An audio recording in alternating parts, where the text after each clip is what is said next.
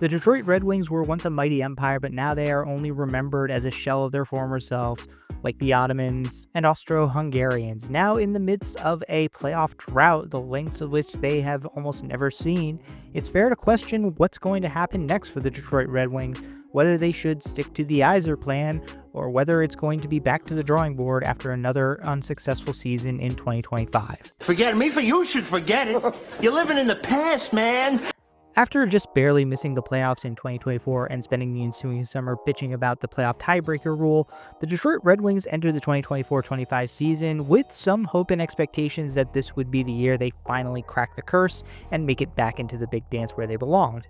After all, the core of their team was still very young and they had a lot of room for improvement, especially with some of the young prospects finally making their NHL debuts. But what ensued was not a collapse, an implosion, or even a disappointment. It was a simple rot. This was a team that was like not paint drying, but paint peeling from an old decrepit shed. There was no great inflection point, no embarrassing losing streak. They just languished over the course of the year.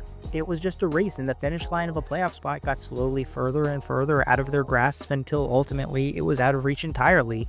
They did make some moves during the season. Head coach Derek Lalonde was eventually fired and replaced with a better one, in my opinion, in Todd McLellan, and he righted some of the wrongs that Lalonde had instilled in the team.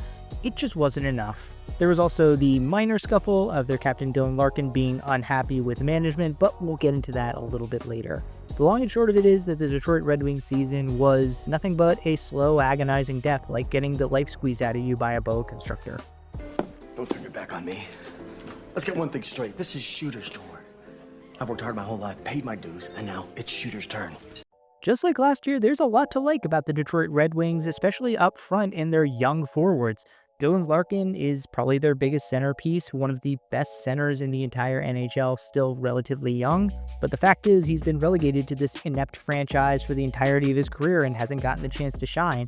And last year, he called out his GM over that inaction during the regular season at the trade deadline.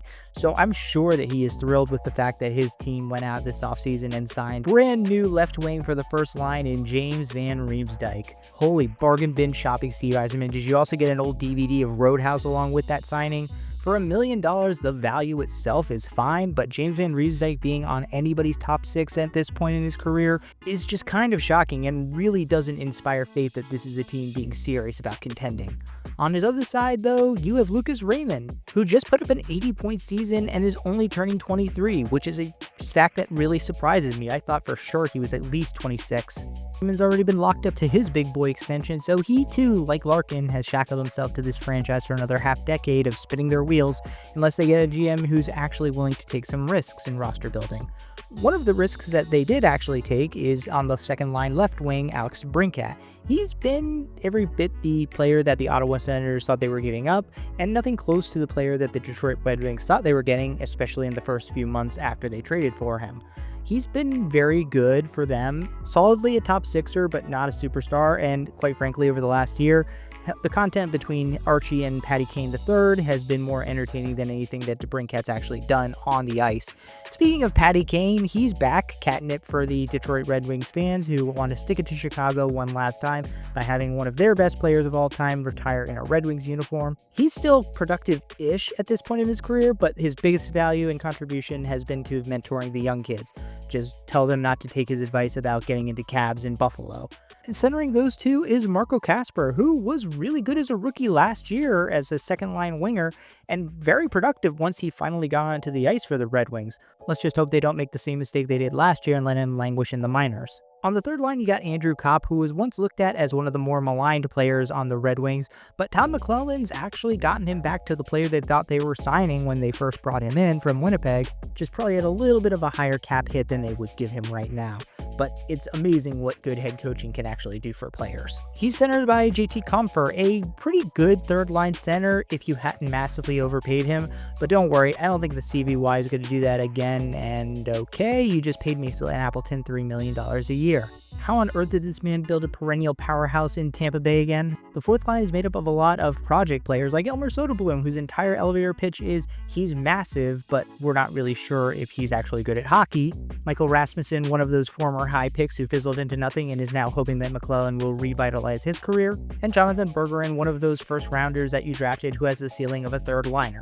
Waiting in the wings, you've got Michael Brandzeg-Nygaard, who is one of the other third-line ceiling players that you drafted, and Carter Bear, your first-round pick from last year's draft, who, shocker of all shockers, checks as maybe a middle six forward. All we hear is about their defense. They can't stop a nosebleed. You know, if the Red Wings only had to run out 2 defensemen for the entire game, they might have one of the best defensive cores in the NHL. It starts with Mo Seider, who is one of the best young defensemen in the entire NHL, and he could probably show that if he wasn't shackled to Ben Sherratt, a player who is being treated by Red Wings fans the way a gold digger treats her billionaire 100-year-old husband, in that they're waiting for him to die, and by die I mean for his contract to run out so they never have to see him again. And speaking of dying, that's what Seider's doing inside. Every game he has to play alongside Sherratt on the top pairing. On the second pairing, you have another one of the actual good defensemen for the Red Wings in Simon Edvinsson. He's easily their second best defenseman on the team, and he'll probably end up being the number 2 to Seider for quite a while.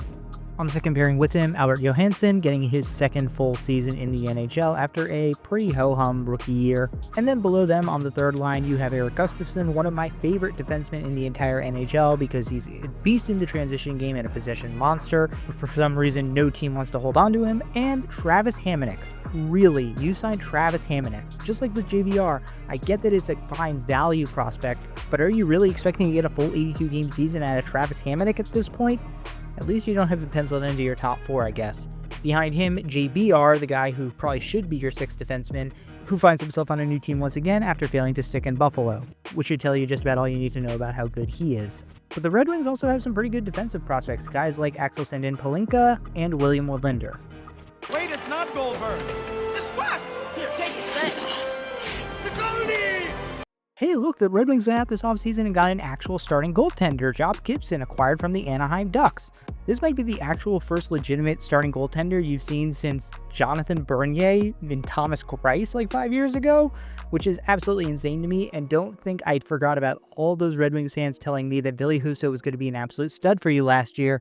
I remember, and was he a disaster? Yes, he was. John Gibson is an actual good goaltender, so cherish him accordingly. Backing him up, Cam Talbot, who is a fine backup at this stage in his career, and you've got some actual promising goaltending prospects like Sebastian Casa and Trey Augustine, who you could potentially either flip or bring up at some point. You ain't gonna be able to hit them.